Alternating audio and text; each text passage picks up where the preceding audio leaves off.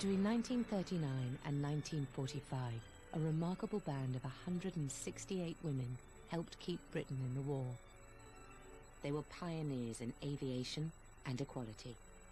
I think we were extraordinarily lucky. The best part of my life, I'm sure. It was fantastic. These trailblazers were part of the Air Transport Auxiliary, the ATA, a 1,000-strong organisation that delivered 300,000 aircraft to the frontline RAF during Britain's darkest hours. I just love to fly. I'd much rather be up in the air than down on the ground. Without them, the Battle of Britain might never have been won, and Britain's dominance in the air that paved the way for ultimate victory would never have been achieved. But their war wasn't all cramped cockpits and oily rags. If the RAF fighter pilots were the Hollywood stars of World War II, then these women were their leading ladies. No women in Britain in the war were more admired for doing their bit or for their uniform than the women of the ATA. Whether they liked it or not, they were the glamour girls of the war.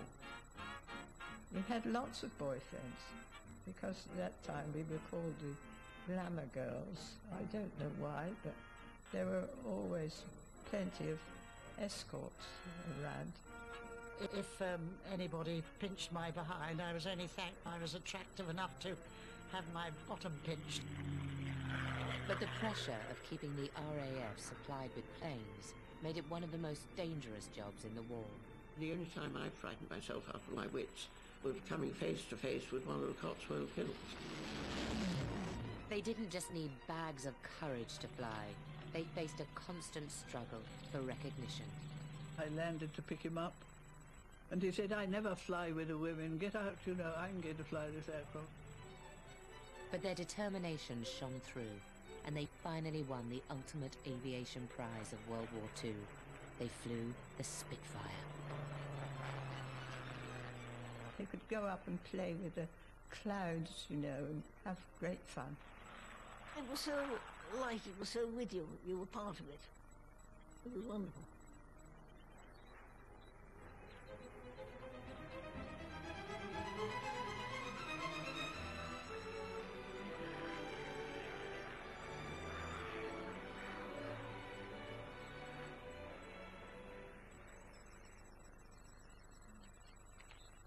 Some of them look quite young, don't they?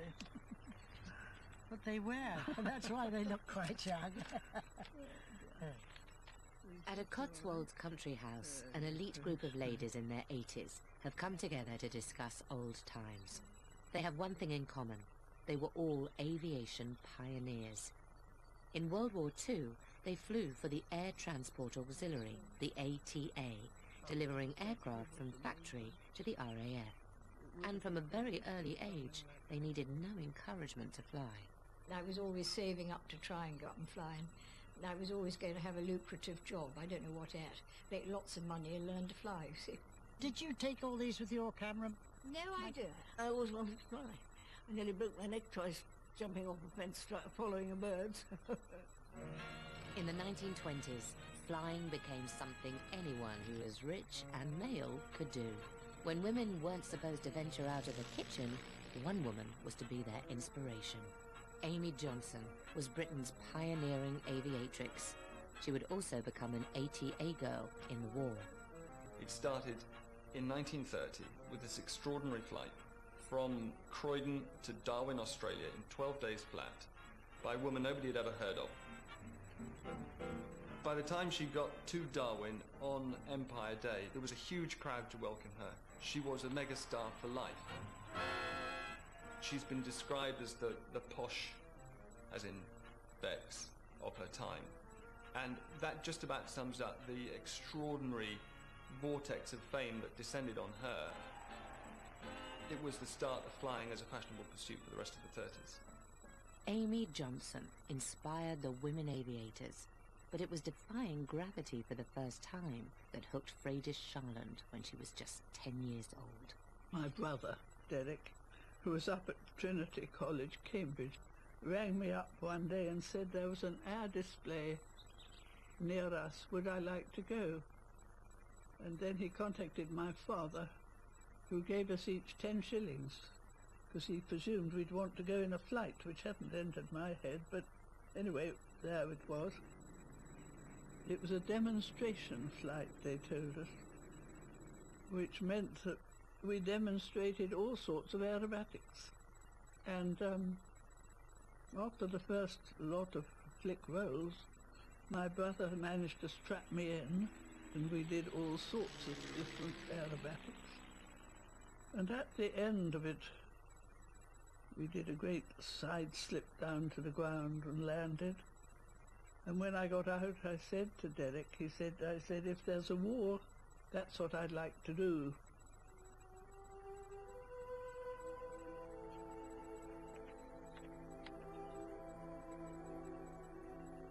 Molly Rose fell so in love with flying, she took a job as an aircraft engineer after finishing school in Paris.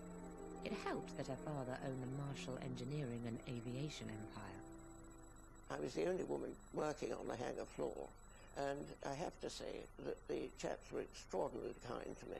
If I got stuck with a jolly old nut I couldn't get off, there was usually someone around that you would say help, and they would come and do it for you.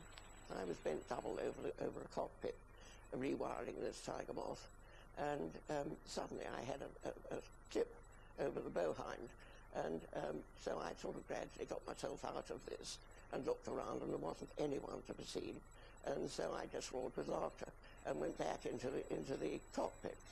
If I'd been very prim about it, then I think they would have discarded me.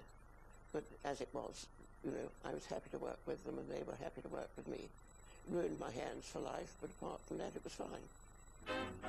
But it wasn't all chapped hands and tight nuts. If you were well off, the thing to do was buy a plane of your own. Flying was the skiing of the interwar period for the very wealthy. At the controls of a plane, they could go to the Magyar pilots' picnic in Budapest, could be in Berlin for lunch, they could be entertained in Stockholm in the afternoon, and as Gordon Selfridge, the department store heir, told Rosemary Rees, you just won't have any fun without a plane. Wendy Sale Barker learned to fly so that she could travel to South Africa with a friend for Christmas and ski in the Alps in the same season. They ran into a tremendous storm outside Mount Kilimanjaro, and they crashed into the bush. The girls were missing and believed to have come down in lion-infested territory, but she wrote a message in lipstick, and a Maasai warrior took this message to the British Commissioner, and help was sent. And this is the actual message. Please come and fetch us. We have had an air crash and are hurt. And it's signed Sale Barker and Page, which were their surnames. In fact, Audrey Sale Barker was her real name, but she was always nicknamed Wendy because in Peter Pan, Wendy had flown away, and somehow that nickname always stuck.